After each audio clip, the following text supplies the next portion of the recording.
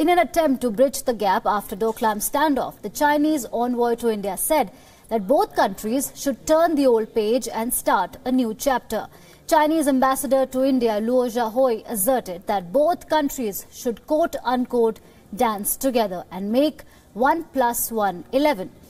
Recently, both countries mutually resolved the deadlock involving a disputed territory called Doklam that lies between India, China and Bhutan. The 2-month-long standoff led to deep freeze in ties between the two Asian giants.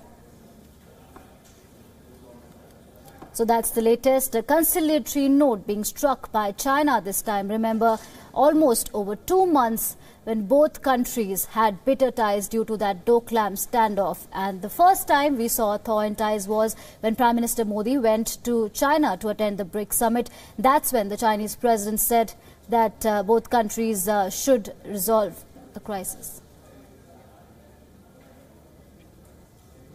All right, for more on this, I'm joined by WION's senior editor, Surya Gangadharan. Good morning, Surya. How should India read this statement? Quite a welcome statement by China saying that let's make 1 + 1 11 and let's dance together.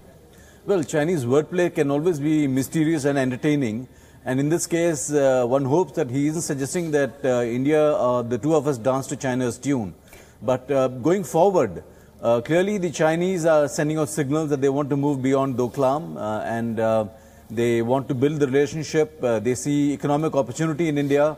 The ambassador made a reference to the bullet trains that China is running, including one with an increased speed. So obviously there, the Chinese hope that they still have entry into the Indian market, which is currently being slowly moving in. The Japanese are slowly moving in. And they've already won one contract, and the expectation is they will win many more. So the question now is whether the Chinese are willing to go the extra mile to build on those economic opportunities rather than playing games on the border.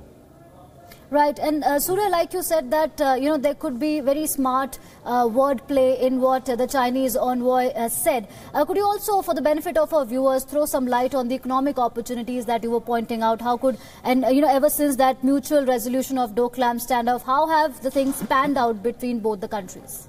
Well, there are many Chinese firms in India that have invested here, and the mobile phone market is largely dominated by Chinese companies that are making here. We're also importing from China. So in that sense, that's a huge market. And just to underscore, the bilateral trade is around $70 billion. And we are around nearly $50 billion in deficit. So that's a big worry for India.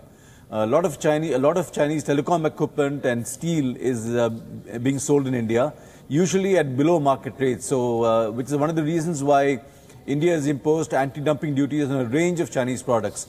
So, obviously, concern there for the Chinese. They don't want to lose the market.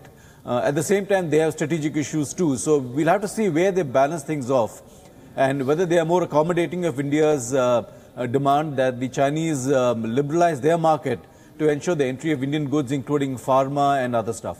All right. Thank you so much, Surya, for that comprehensive update. So Chinese envoy there saying that both countries should start a new chapter and dance and make 1 + 1 11.